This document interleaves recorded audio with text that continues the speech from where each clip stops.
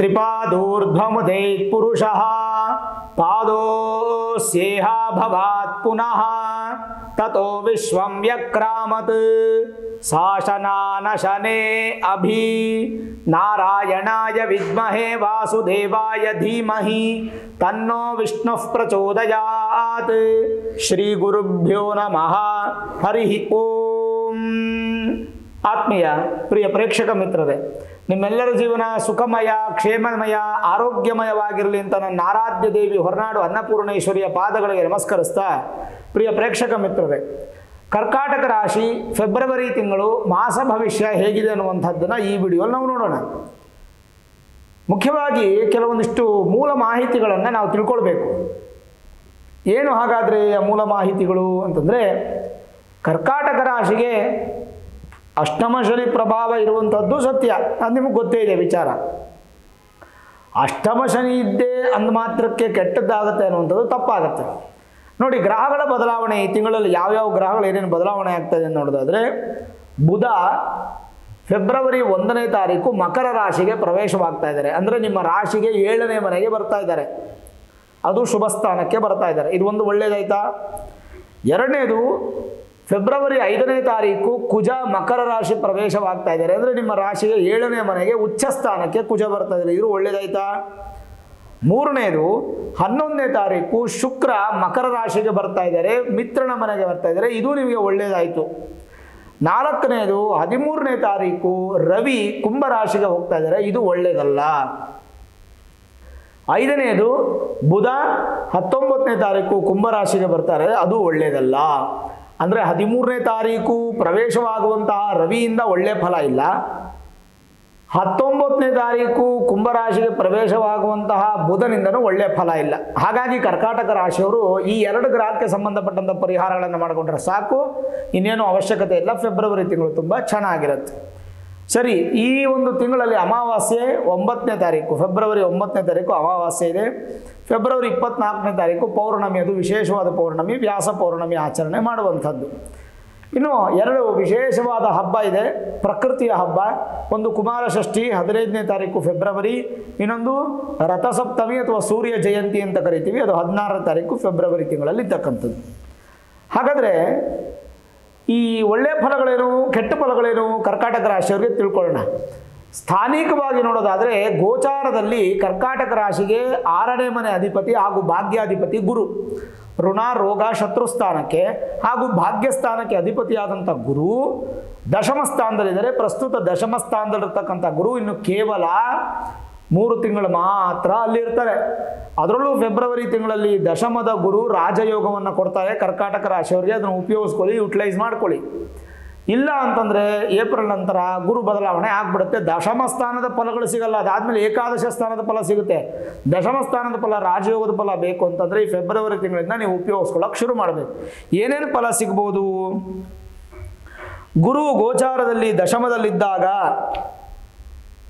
ಕರ್ಕಾಟಕ ರಾಶಿಗೆ ಒಳ್ಳೆಯ ಭಾಗ್ಯಾಧಿಪತಿ ದಶಮದಲ್ಲಿದ್ದಾಗ ಒಳ್ಳೆಯ ಆಧ್ಯಾತ್ಮಿಕ ಚಿಂತನೆ, ಆಧ್ಯಾತ್ಮಿಕ ಜೀವನ ಅನ್ನೋದು ಪ್ರಾಪ್ತಿಯಾಗುತ್ತೆ.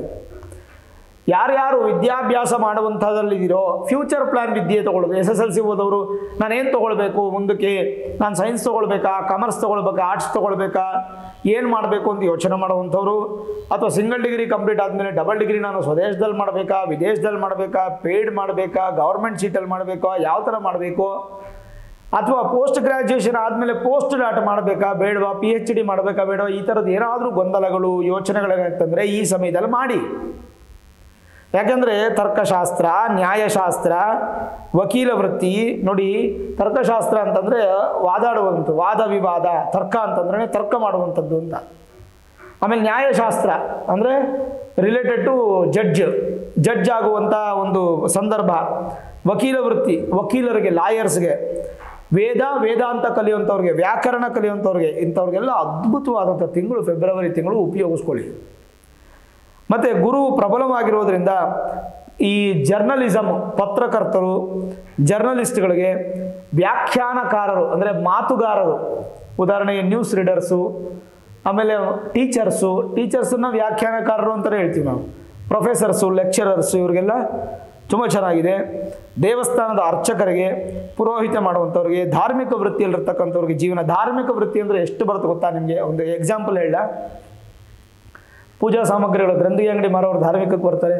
ಹೂವು, ಹಣ್ಣು ಮತ್ತು ವಸ್ತ್ರ, ಎಷ್ಟು ದೇವಸ್ಥಾನಕ್ಕೆ ಸಂಬಂಧಪಟ್ಟಂಥ ಉಪಯೋಗ ಆಗುವಂಥ ಎಲ್ಲ ವಸ್ತುಗಳ ಮಾರಾಟ ಮಾಡೋದೆಲ್ಲ ಧಾರ್ಮಿಕವಾಗಿ ಬರುವಂಥದ್ದೇ. ಜೀವಾಂಶೆ ದ್ವಿಜ ವಿಭುಧಾಕರಾದಿ ಧರ್ಮೈಹಿ ಅಂತೇಳಿ ಒಂದು ಶ್ಲೋಕ. ಇದೇನು ಹೇಳುತ್ತೆ ಎನ್ನುವಂತೆ ಸುವರ್ಣ, ಬಂಗಾರ, ಉಪ್ಪು ಮತ್ತು ಗಜ, ಅಶ್ವ ಸಂಬಂಧಿಸಿದ ವೃತ್ತಿ, ಯಜ್ಞ, ದಾನೋಪಾಸನ, ತೀರ್ಥಯಾತ್ರೆ ಮಾಡುವಂಥದ್ದು, ಗುರು ಸೇವೆ ಮಾಡುವಂಥದ್ದು, ಸಕಲ ಸಂಪತ್ತುಗಳು ವೃದ್ಧಿ ಆಗತ್ತೆ. ಇನ್ನೂ ಹೇಳ್ಬೇಕಂದ್ರೆ ಅಧಿಕ ಕೀರ್ತಿ ಅನ್ನುವಂಥದ್ದು ಪಾತ್ರರಾಗುತ್ತೆ. ಬೆಲ್ಲ, ಸಕ್ಕರೆ, ಸಿಹಿ ಉತ್ಪಾದನೆಗಳಲ್ಲಿ, ಬೀಜೋತ್ಪತ್ತಿಗಳಲ್ಲಿ ತುಂಬ ಚೆನ್ನಾಗಿರುತ್ತೆ. ಇಂಥ ಉದ್ಯಮದವ್ರಿಗೆ ತುಂಬ ಚೆನ್ನಾಗಿರುತ್ತೆ. ಅರಿಶಿಣ ಮತ್ತು ಒಗ್ಗರಣೆ ವಸ್ತುಗಳು ಮತ್ತು ಮಸಾಲ ವಸ್ತುಗಳು ಪ್ಯಾಕ್ ಮಾಡುವವರು, ತಯಾರು ಮಾಡುವವರು, ಸೇಲ್ ಮಾಡುವವರು ಎಲ್ಲರೂ ಕೂಡ ತುಂಬ ಚೆನ್ನಾಗಿರುತ್ತೆ. ಆಕಾಶಯಾನ ಅಂದರೆ ಪೈಲಟ್ಸ್ಗೆ ಮತ್ತು ಏರ್ ಹೋಸ್ಟರ್ಸ್ಗೆ ಮತ್ತು ಪೈಲಟಲ್ಲಿ ಕೆಲಸ ಮಾಡುವಂಥವ್ರು, ಅಂದರೆ ಪೈಲಟ್ ಅಂದರೆ ಏರೋಪ್ಲೈನಲ್ಲಿ ಕೆಲಸ ಮಾಡುವಂಥವ್ರಿಗೆ, ಬಾಹ್ಯಾಕಾಶಕ್ಕೆ ಸಂಬಂಧಪಟ್ಟಂಥ ಉದ್ಯೋಗಗಳು ಯಾರಾದರೂ ಕರ್ಕಾಟಕ ರಾಶಿಯವರಿದೆ, ರೇಷ್ಮೆ ಉದ್ಯಮ, ಧಾನ್ಯ ಉದ್ಯಮ, ಇವೆಲ್ಲದಕ್ಕೂ ಕೂಡ ಗುರು ಬಲಿಷ್ಠರಾಗಿ ಒಳ್ಳೆಯ ಫಲವನ್ನು ಕೊಡ್ತಾನೆ. ಭಾಷೆಯಲ್ಲಿ ಒಳ್ಳೆಯ ವ್ಯಾಕರಣವನ್ನು ಕೊಡ್ತಾನೆ. ಭಾಷೆ ಅನ್ನುವಂಥದ್ದು ನೀವು 3-4 ಭಾಷೆಗಳು ಕಲ್ತಿದ್ರೆ ಭಾಷೆಗಳಿಂದ ಕೂಡ ತುಂಬ ಚೆನ್ನಾಗಿರ್ತೀರ. ಧಾರ್ಮಿಕದಲ್ಲಿ ಹೆಚ್ಚು ಅಭಿವೃದ್ಧಿಯಾಗಿ ಧರ್ಮ ಗ್ರಂಥಗಳನ್ನು ಹೆಚ್ಚು ಓದುವಂಥ ಯೋಗ, ಬಲಿಷ್ಠವಾದ ಮಕ್ಕಳು ನಿಮಗೆ ಪ್ರಾಪ್ತಿಯಾಗುತ್ತೆ. ಮಕ್ಕಳಿಂದ ಒಳ್ಳೆ ಹೆಸರು ತೆರೆದ ಪರೋಪಕಾರ ಬುದ್ಧಿ, ಪರೋಪಕಾರ ನಿಮಗೆ ತುಂಬ ಚೆನ್ನಾಗಿ, ಬೇರೆಯವರು ತುಂಬ ಉಪಕಾರ ಮಾಡ್ತಾರೆ ನಿಮಗೆ. ಎಲ್ಲರಿಂದಲೂ ಕೂಡ ನಿಮಗೆ ತುಂಬ ಅನುಕೂಲ ಇದೆ. ಅದ್ಭುತವಾದಂಥ ಯೋಗ ಫಲ ಗುರು ದಶಮದಲ್ಲಿದ್ದಾಗ ಅದು ಫೆಬ್ರವರಿ ತಿಂಗಳಿಂದ ಇನ್ನಷ್ಟು ಆಕ್ಟಿವೇಟ್ ಆಗುತ್ತೆ. ಅದನ್ನು ಉಪಯೋಗಿಸ್ಕೊಳ್ಳಿ. ಅದಲ್ಲದೆ ಭಾಗ್ಯಾಧಿಪತಿ ಯಾರು ನಿಮಗೆ? ಗುರುನೇ. ಭಾಗ್ಯಾಧಿಪತಿ ದಶಮದಲ್ಲಿದ್ದರೆ ಅತ್ಯಂತ ಪ್ರಬಲ ರಾಜಯೋಗವಾಗುತ್ತದೆ. ಕೆಲವು ಮುಖ್ಯ ಯೋಗಗಳಿಗೆ ಕಾರಣ ಆಗುತ್ತೆ. ಧರ್ಮ ಕರ್ಮರತನು, ಧನಿಕರು, ರಾಜಕೀಯದಲ್ಲಿ ಸಮಾಜದಲ್ಲಿ ಉತ್ತಮ ಸ್ಥಾನಮಾನ, ಪ್ರತಿಷ್ಠಿತೆ, ಗೌರವ, ನಾಯಕನಾಗ್ತೀರಾ. ಶುಭಗ್ರಹದಾದ ಕೀರ್ತಿವಂತರು, ಶುಚಿಯು, ನ್ಯಾಯಪರರು ಆಗುತ್ತಾರೆ. ಕೆಲವೊಂದಿಷ್ಟು ಸಣ್ಣ ಸಣ್ಣ ಸಮಸ್ಯೆಗಳು ಬಂದರೂ ಕೂಡ ಅದನ್ನೆಲ್ಲ ಬ್ಯಾಲೆನ್ಸ್ ಮಾಡುವಂಥದ್ದು ವಿಶೇಷವಾಗಿ ನಾವು ಕಾಣಬಹುದಾಗಿರುತ್ತೆ. ಗುರುವಿನ ಫಲ ಇದು ಗುರುವಿನ ಫಲ ಮಾತ್ರ. ಅಲ್ಲಿಗಾಯ್ತಲ್ಲ. ನೆಕ್ಸ್ಟು ರಾಶಿಯಿಂದ 10ನೇ ಮನೆ ಹಾಗೂ 5ನೇ ಮನೆ ಅಧಿಪತಿಯಾಗಿರ್ತಕ್ಕಂಥ ಗ್ರಹ ಯಾವುದಂದ್ರೆ ಕುಜ. ಆ ಕುಜ ಒಂದು ಉಚ್ಚ ಸ್ಥಾನಕ್ಕೆ ಬರ್ತಾ ಇದ್ದಾರೆ 5ನೇ ತಾರೀಕು ಫೆಬ್ರವರಿ ತಿಂಗಳು. ಅಲ್ಲಿಂದ ಉಚ್ಚ ಸ್ಥಾನದ ಫಲ, ಪೂರ್ವ ಪುಣ್ಯ, ಸಂತಾನ, ಗೃಹ, ಮನೆ, ಭಾಗ್ಯ, ಯೋಗ ಇವೆಲ್ಲವೂ ಪ್ರಾಪ್ತಿಯಾಗುತ್ತೆ. ಕರ್ಮದಲ್ಲಿ ಅಂದರೆ ಉದ್ಯೋಗದಲ್ಲಿ ಬಲಿಷ್ಠವಾದ ಸುಫಲಗಳನ್ನು ಅಭಿವೃದ್ಧಿಯಿಂದ ಪಡಿತೀರಾ. ಸಂಕ್ಷೇಮದಿಂದ ಪ್ರಾಪ್ತಿಯಾಗಿ ಸಕ್ಸಸ್ ಅನ್ನುವಂಥದ್ದು ನಿಮ್ಮನ್ನು ಹುಡುಕೊಂಬರುವಂಥದ್ರಲ್ಲಿ ಯಾವುದೇ ಸಂದೇಹ ಇಲ್ಲ. ಗುರುವಿಂದ ಕುಜನಿಂದ ನಿಮಗೆ ಉತ್ತಮ ಫಲ.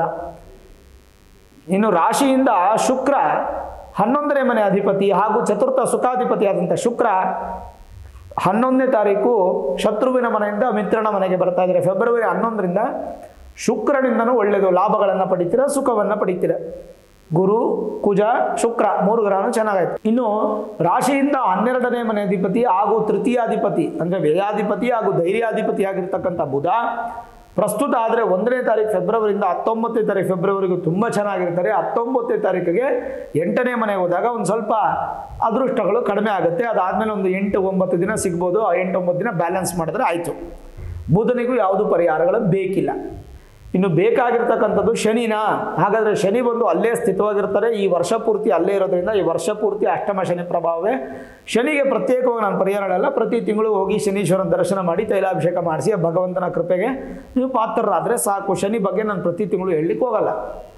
ಇನ್ನು ರಾಶಿಯಿಂದ ದ್ವಿತೀಯಾಧಿಪತಿ ಧನಸ್ಥಾನಕ್ಕೆ, ಕುಟುಂಬ ಸ್ಥಾನಕ್ಕೆ, ವಾಕ್ಸ್ಥಾನಕ್ಕೆ, ವಿದ್ಯಾಸ್ಥಾನಕ್ಕೆ ಅಧಿಪತಿಯಾದಂಥ ಸೂರ್ಯ ಅಷ್ಟಮ ಪ್ರಭಾವದಲ್ಲಿ ಶತ್ರು ಸ್ಥಾನದಲ್ಲಿದ್ದಾನೆ. ಅದೊಂದು ಮೇಜರ್ ನೆಗೆಟಿವ್. ಅದನ್ನು ನೀವು ಬ್ಯಾಲೆನ್ಸ್ ಮಾಡಬೇಕಂತಂದರೆ ಪ್ರತಿ ಭಾನುವಾರ ನವಗ್ರಹ ದೇವಸ್ಥಾನಕ್ಕೆ ಹೋಗಿ ಆ ದೇವಸ್ಥಾನದಲ್ಲಿ ಮಧ್ಯದಲ್ಲಿರ್ತಕ್ಕಂಥ ಸೂರ್ಯನಿಗೆ ಒಂದು ಕೆಂಪು ವಸ್ತ್ರವನ್ನು ಸಮರ್ಪಣೆ ಮಾಡಿ ಕೆಂಪು ಪುಷ್ಪದಿಂದ ಒಂದು ಅಷ್ಟೋತ್ತರವನ್ನು ಮಾಡ್ಕೊಂಬನ್ನಿ. ಕೆಂಪು ವಸ್ತ್ರ ಒಂದು ಬ್ಲೌಸ್ ಪೀಸ್ ಒಂದು 20 ರೂಪಾಯಿ ಇರುತ್ತೆ. ಒಂದು 10 ರೂಪಾಯಿಗೆ ಹೂವು ತೊಗೊಂಡು ಹೋದರೆ ಸಾಕು. 30 ರೂಪಾಯಿ ಖರ್ಚು ನಿಮಗೆ. ಒಟ್ಟು 4 ವಾರ ನಿಮಗೆ ಒಂದು 120 ರೂಪಾಯಿ ಖರ್ಚಾಗುತ್ತೆ. ಇಷ್ಟು ಖರ್ಚು ಮಾಡಿಕೊಂಡ್ರೆ ಸೂರ್ಯ ನಿಮಗೆ ತೃಪ್ತಿಯಾಗಿ ಫಲ ಕೊಡ್ತಾನೆ. ಸೀದಾ ನವಗ್ರಹಗಳಂದರೆ ಎಲ್ಲ ದೇವಸ್ಥಾನದಲ್ಲೂ ದೇವ ಮೂಲೆಯಲ್ಲಿ, ಈಶಾನ್ಯ ಮೂಲೆಯಲ್ಲಿ ನವಗ್ರಹಗಳಿರುತ್ತೆ. ಅದರಲ್ಲಿ ಮಧ್ಯದಲ್ಲಿರ್ತಕ್ಕಂಥ ಸೂರ್ಯಗ್ರಹ ಒಂದು ಕೆಂಪು ಬ್ಲೌಸ್ ಪೀಸ್ ತೊಗೊಂಡೋಗಿ ಬ್ಲೌಸ್ ಪೀಸ್ನ ಕೊಟ್ಟರೆ ಅರ್ಚಕರು ಸಮರ್ಪಣೆ ಮಾಡ್ತಾರೆ. ಆಮೇಲೆ ಒಂದು ಪುಷ್ಪ ತೊಗೊಂಡೋಗಿ ಕೆಂಪು ಪುಷ್ಪದಿಂದ ನಿಮ್ಮ ಹೆಸರಿಗೆ ಅರ್ಚನೆ ಮಾಡಿಸ್ಕೊಂಬಂದ್ರೆ ಕರ್ಕಾಟಕ ರಾಶಿಯವರಿಗೆ ಸಾಕು. ಇನ್ನೇನು ಪರಿಹಾರ ಬೇಡ. ದೊಡ್ಡ ದೊಡ್ಡ ಪರಿಹಾರಗಳು ಯಜ್ಞ ಯಾಗಾದಿಗಳು ಮಾಡೋ ಅವಶ್ಯಕತೆ ಇಲ್ಲ.